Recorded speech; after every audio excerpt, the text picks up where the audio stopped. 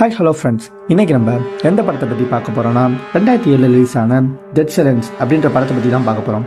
இந்த படம் ஒரு ஹாரர் த்ரில்லராக ரிலீஸ் ஆகி இந்த உலகத்தையே கலக்கின ஒரு படம். பேய் படத்தை ட்விஸ்ட் வைக்க முடியுமா அப்படின்ற கேள்விக்கு பதில் சொல்கிற மாதிரி தான் இந்த படம் இருக்கும்.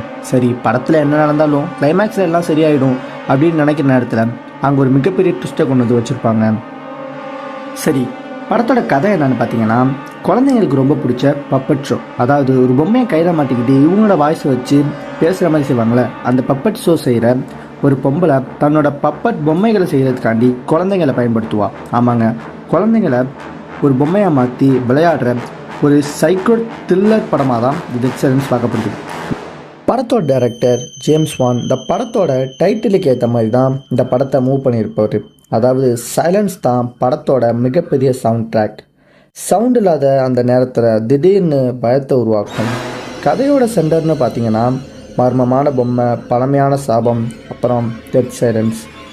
ஹீரோவோட வைஃப் மர்மமான முறையில் கொல்லப்படுறா.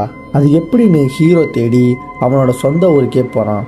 அங்கே நடக்கிற மர்மமான விஷயங்கள், சஸ்பென்ஸ், நைட் சினிமாட்டிக் சீன்ஸ் எல்லாம் சேர்த்து படத்துக்கு பயத்தை ரொம்பவும் அதிகப்படுத்துது.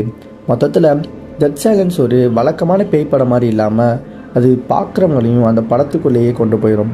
ஹாரர் விரும்பிகள் தவறாமல் பார்க்க வேண்டிய படத்தில் இதுதான் ஃபர்ஸ்ட்.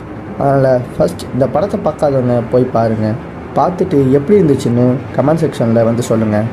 அப்புறம் இது மாதிரி இன்ட்ரெஸ்டிங் மூவிஸ் பற்றி தெரிஞ்சுக்க நம்ம சேனலை மறக்காமல் சப்ஸ்கிரைப் பண்ணிடுங்க. வீடியோ பிடிச்சிருந்தா லைக் பண்ணுங்கள், கமெண்ட் பண்ணுங்கள். பாய்.